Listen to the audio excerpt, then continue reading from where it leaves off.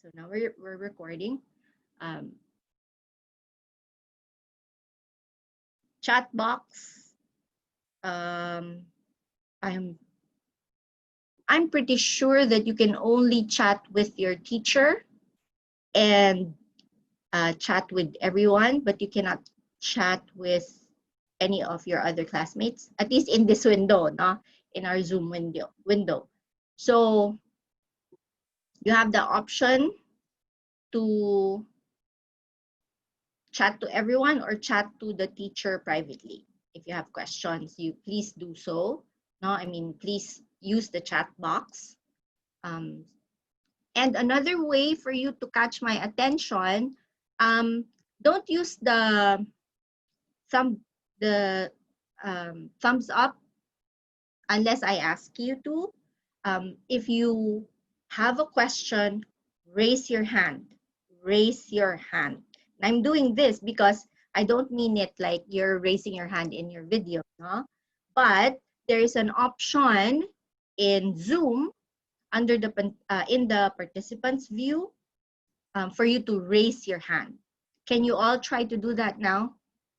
So go to the participant window, and somewhere there, I think mostly in the bottom, no? There should be an option. Yes, so Venus, Abby, Shannon, Jonalyn, Joy. I see your hands, no? How about the others? Yep, Romelix.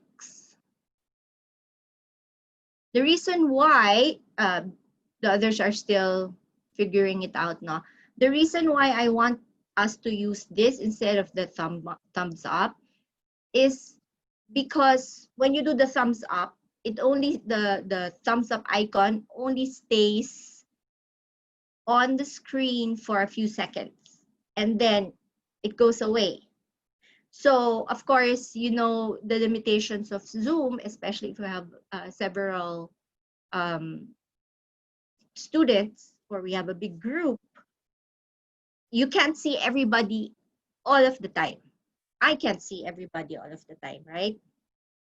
So if you use the thumbs up to catch my attention and I'm not seeing you immediately on my screen, I won't see your thumbs up.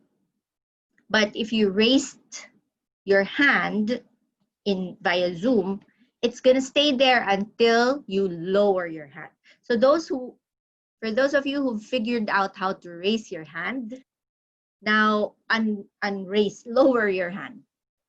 I've seen them. So there. So that's your way to communicate with me. Your other teachers might have other rules in terms of how to catch your teacher's attention. Another way, if there's no option for you to raise your hand, you can't figure it out, then just send a chat. Okay? And I should be notified by Zoom that there are several messages in our chat box. All right? So now, can you raise your hand? Not raise your hand. Do a thumbs up just for me to check that you've understood what I've said so far. Okay, thank you. Thank you. All right. Okay, thank you. So I'll move on.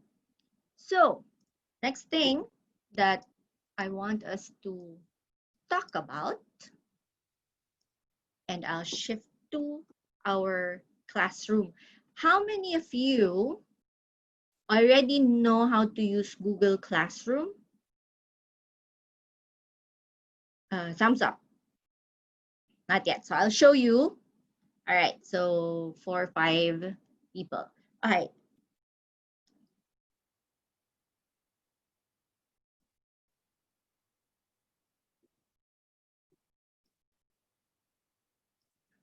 I'll share you my screen and I will show you our classroom. You first of all, you need to have a Google account. No? If you don't have a Google account, it's just easy to create one. So you should do so. And then if you are, there are two ways that you can join a class. I, as the teacher, can invite you in, or you can just go ahead and click here. Well, first of all, how do you go to Google Classroom?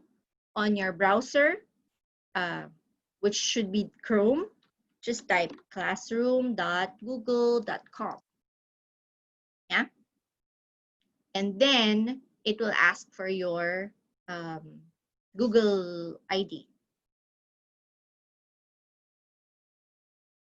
If you already have one, you can just sign in. No? And then once you're inside the Google Classroom, you can join the class and then you can enter the class code. Class code for English grammar is, oh, why is it disabled? Okay, I'll just add you guys. But normally there will be a class code, and actually the class code can be seen in in the FAQs document that I showed you. You scroll down, you'll see for the various classes that have classrooms set up, you will see the class codes. So for English grammar, the class code is this. Okay, make sure you follow the capitalization of the letters. If there are capital letters, then you type capital letters. And once you've entered the class code, you will automatically be joining, or you'll automatically be joined to the class.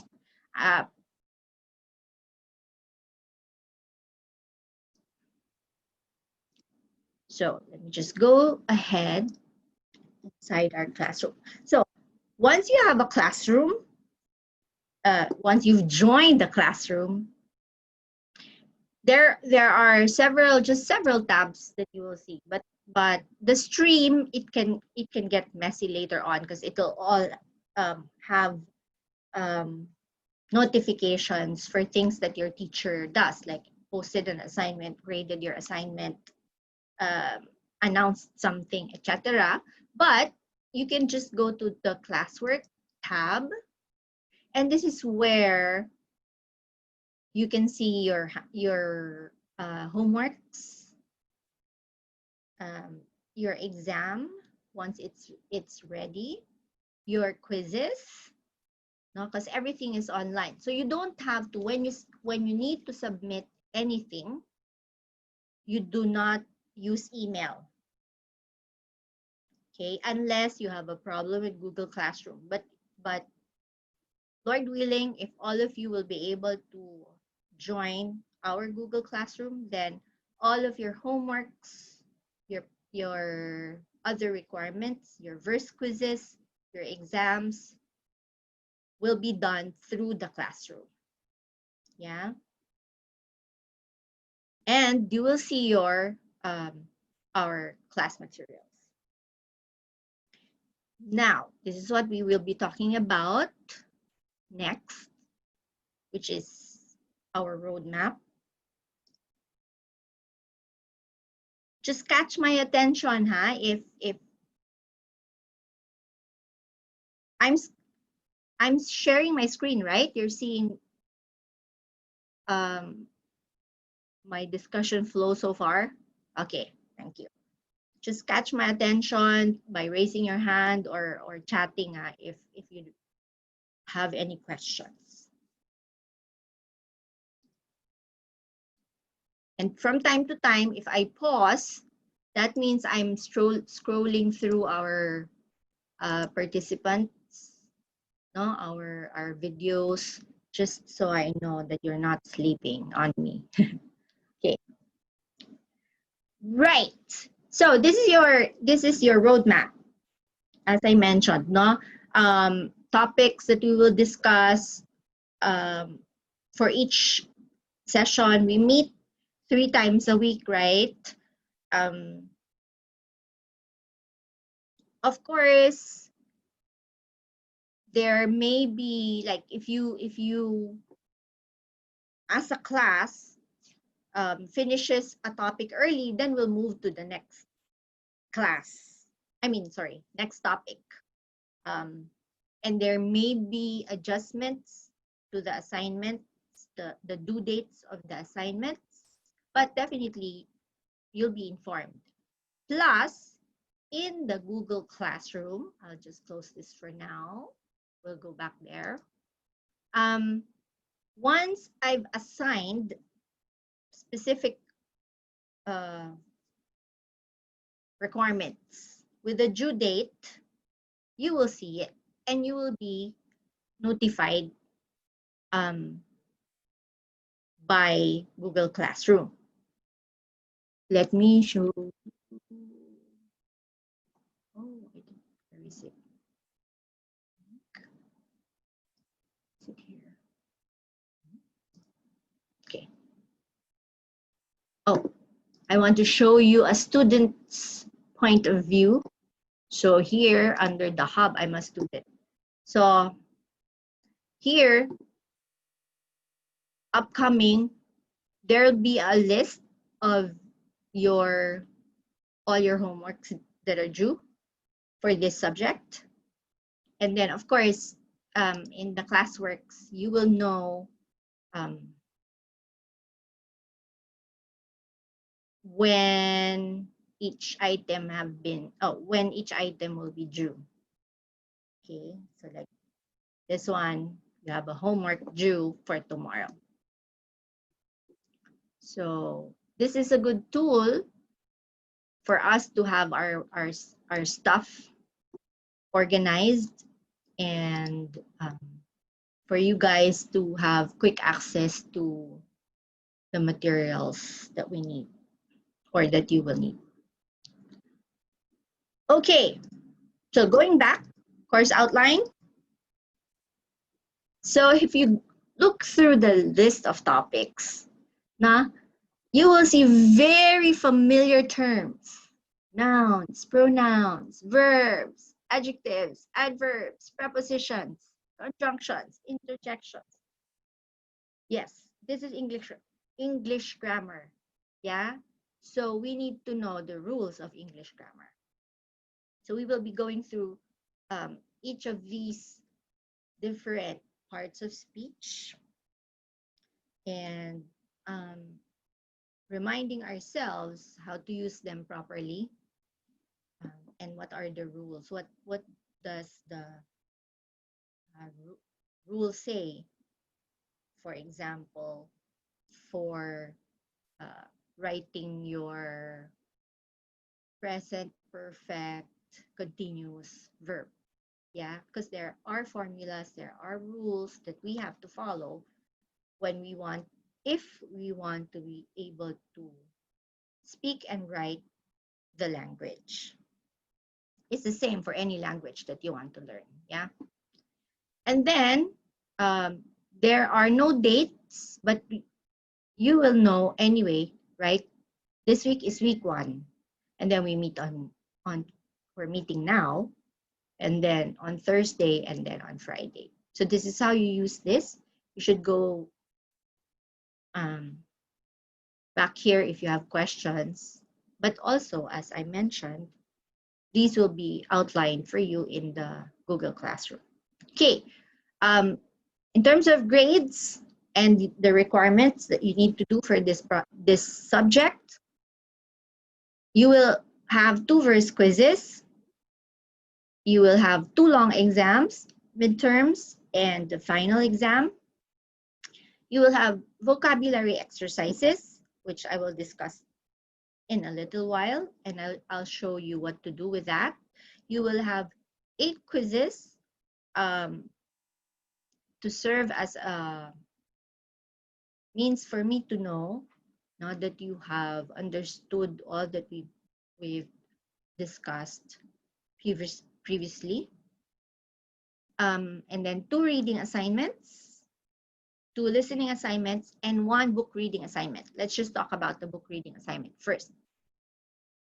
You don't need to submit anything here. You just need to read 1 book. You just need, and when I say book, I don't mean short story, 1 short story. No, I mean a novel or a historical book or a biography. No? Just read 1. Maybe at least 50 pages. A book that has at least 50 pages. Yeah? Anytime during the semester. Do not include or do not consider for this requirement like a book that has been required for you to read in a different class. Yeah? This is something, this is really read. Hang on a minute. My tongue is getting twisted. This is really just reading for pleasure. Yeah, if you're interested in sports, go find the biography of a sports person. If you're interested in history, go look for like a history of the Philippine Revolution or whatever. Yeah, you choose whatever book you want to read. Of course, as long as it's appropriate for Christians to read, right? I don't need to say that. It can be fiction, science fiction, a story about robots, right? But the main goal for this is for you to be more and more exposed in the language, and hopefully for you to be able to find new words that you're unfamiliar with and add it to your vocabulary. Okay. Especially for those who are not yet fluent in the language, really reading is the best way for you to be more and more familiar with it. The best way for you to gain more words, no, that you will be able to use in your speaking, in your writing. All right. With me so far, just nod. I'm scrolling through our pictures. Yeah. Okay. All right. So the two reading assignments. I don't know if some of you went to the redeeming the time tab of the BJMBC org, no? Oh, not redeeming the time, sorry. Under the students view, there's this Get Ahead Now page.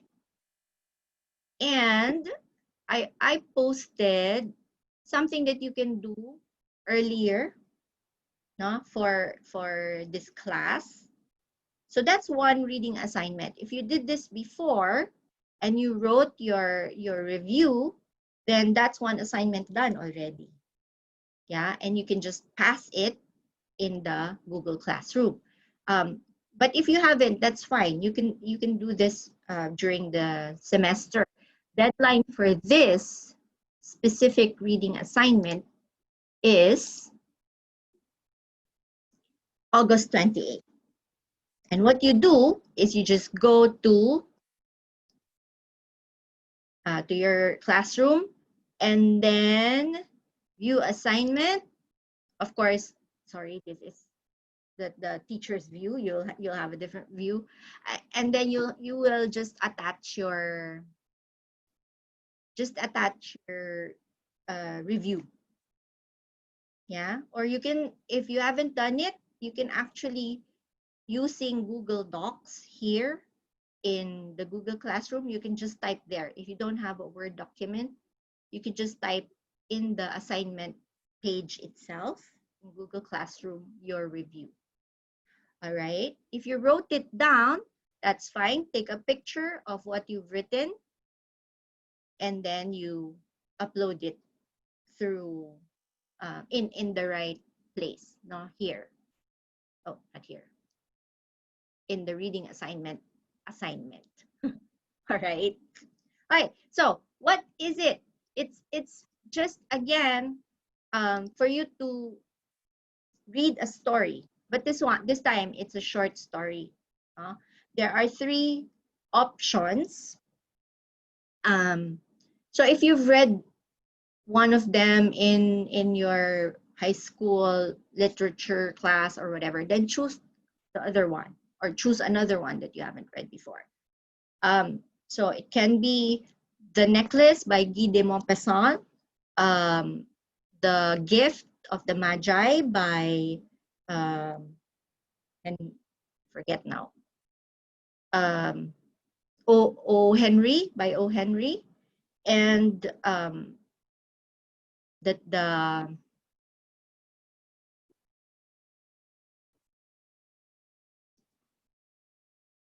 the Lady or the Tiger by Frank Stockton. Okay, these are all interesting stories, different. One is a bit heartbreaking. One is very poignant, very touching. The other one is it will make you think, no? Because it's kind of like, oh, I don't want to give spoilers. Okay, I'll stop talking about that. Okay, there, if you don't have access to those short stories, actually they're available on the internet. Just type the title and the author and you will be able to read it online. But I've also posted the stories here. So if you want to choose Gift of the Magi or The Necklace, they're all here. Or The Lady or the Tiger. Yeah, so they're all here. And then you just have to write 100 to 200 word review. And when I mean review, when I say review, I mean don't tell me the summary. Don't summarize the story. I've read them all. I know what they are about. I want to hear about what your thoughts were when you were reading it or after you finish the story. What do you think about it? Do you like it? Why not? What did you learn? What did you feel, while you were reading it or after you read it? Again, as a caution, there will already be a lot of reviews available for these stories on the internet. Do not copy any of them. Do not read the reviews yourselves. No, just read the book. Not the book. Read the story on your own and write honestly what you felt, what you thought. Yeah, but make sure it's more than 100 words, your review, and less than 200 words. Okay. You should be able to know the words. You don't have to manually count them unless you wrote them on paper. If you use Word or Google Docs, now they will display. If you choose everything, they will tell you how many words you've used. Okay. Next. So that's for your reading assignment. There will be 2 of them, but the second one is not due until much later, and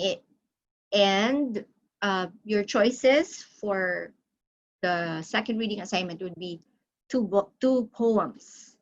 Okay. Same thing. What you felt, what you thought, what do you think the the poem is talking about. Okay. Then for 2 listening assignments, there are it's not here in the assignments due because it depends on the chapel speaker. Because what are you going to do for the listening assignment? You are going to, I will tell you which chapel message will be your first listening assignment. And for that specific chapel message, you're going to write, again, a short reflection paper type of thing about that specific chapel message. Okay, and of course, I want to be able to choose which speaker we will feature. So that's why it's not here, but definitely the due date would be, for example, if I tell you, oh, tonight's chapel message will be your first listening assignment. The due date will be Thursday. Okay, the next time we meet. Just to make sure you don't forget. No, even if you took notes during the chapel message, and then you leave it a week or 2 before you write your listening assignment, there will still be a lot of stuff that you would have missed. No? That's why it's going to be short notice, just a few days, and then you have to pass your listening assignment. But it's the same thing, 100 to 200 words.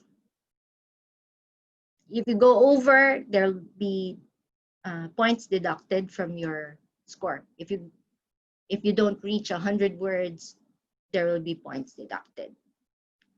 Okay.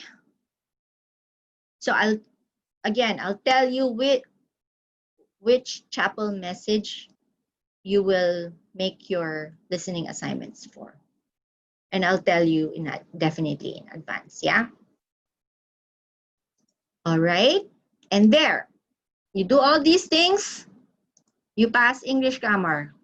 Well, of course, it's dependent on your quiz scores and your exam scores as well. Okay, we still have 4 minutes. For the vocabulary exercises, if you notice, there are 8 and there are several times or days when you have to pass a vocabulary exercise. Classwork. So you will receive 1 assignment per vocabulary exercise. The first one, the first one is due August 14. What is this? You click on the form. Before we start a new topic, I'll give you at least 6 words. 6 words that I'm hoping like you're maybe not familiar with, or you haven't been using a lot in your conversation. And then from those 6 words, you will choose 2 words that you will deliberately use in conversation with anybody.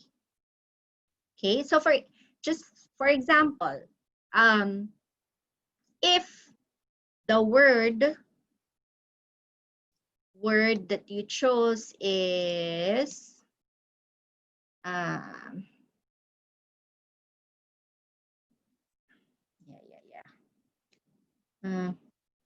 so for example, the word that you chose is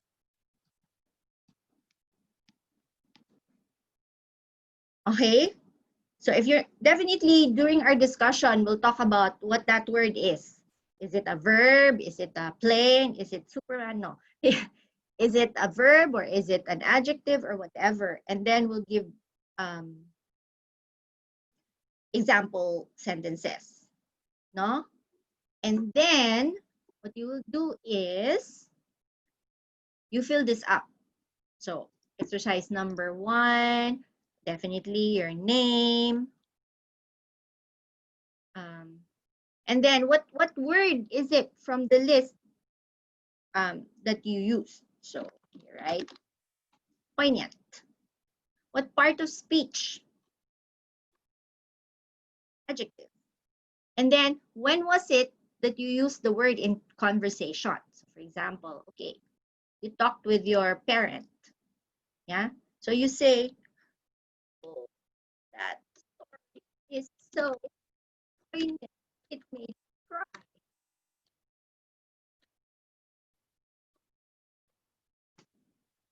Okay. This means that you actually said this to someone. Yeah. So whatever sentence it is that you actually said to someone using that word, the word that you chose, that's what you type here. Yeah. And then you tell me who did you talk to? My mother. Okay. And then you have to use that same word again in a different setting. Can be the same person, but at a different time. No? Different conversation. So, okay. Um, wasn't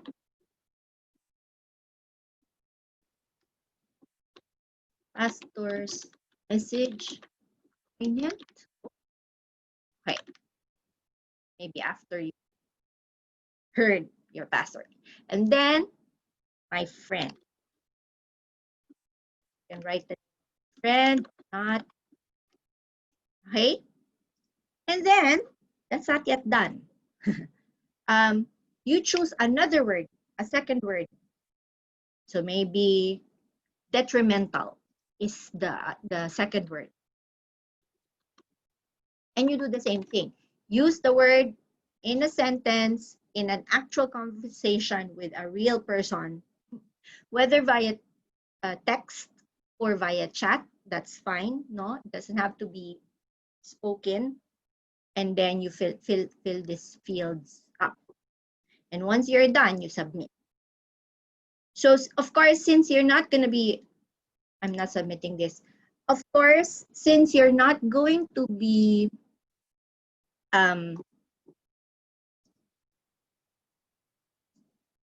saying all your sentences in one go, just maybe have a notebook with you and write down the date, your sentence, and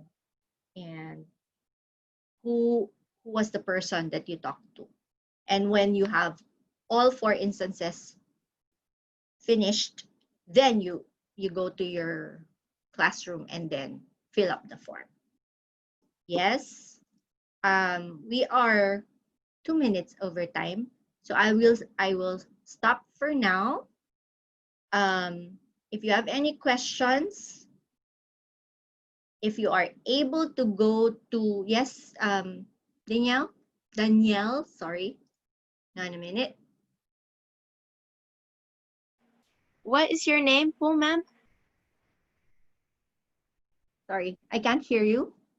What is your name, ma'am?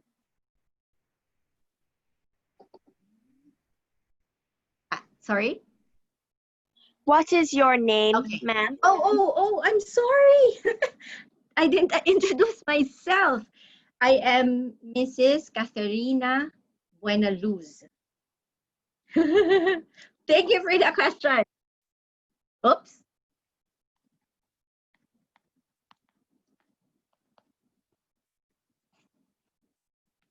What?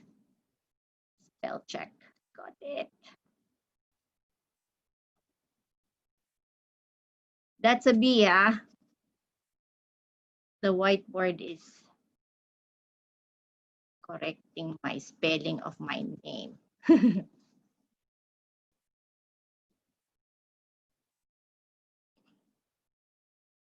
Thank you for the question. All right. Anybody else? So, I'll see you again on Thursday, 9 a.m. Yes? Make sure you go to the right room. Are you asking a question, Ezekiel? Or are you clapping? Because I think that's the icon for clap. I just actually pressed it. Ah, okay. No problem. Right? So, see you on Thursday. Bye.